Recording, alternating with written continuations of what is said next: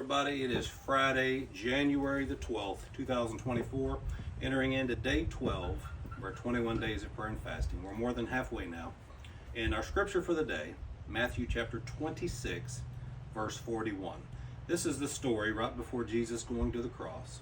He already knew his destiny with God, and he takes three of his disciples to the Garden of Gethsemane late at night to go and pray, because this is a very intense. He's in agony over it. He doesn't want to die in his flesh. He knows it's his destiny, but he doesn't want to.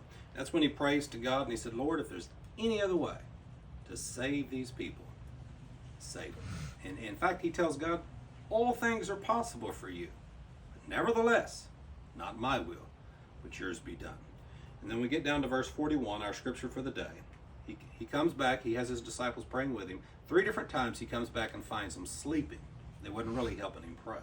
And he says this to him. He says, watch and pray that you not enter into temptation. The spirit indeed is willing, but the flesh is weak. So God knows spiritually that they needed to pray, but their flesh was weak. They were tired.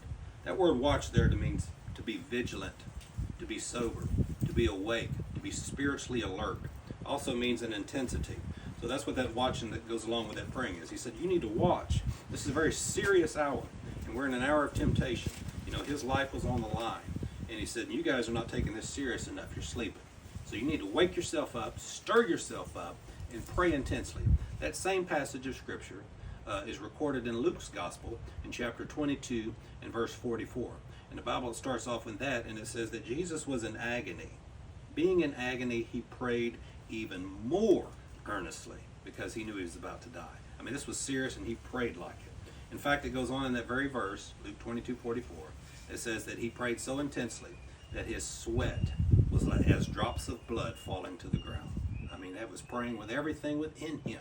He was crying out to God and praying and trying to prepare and get his soul and flesh prepared for his death.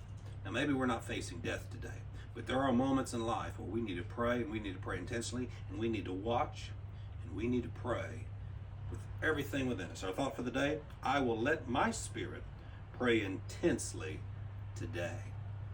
And we need to take it serious.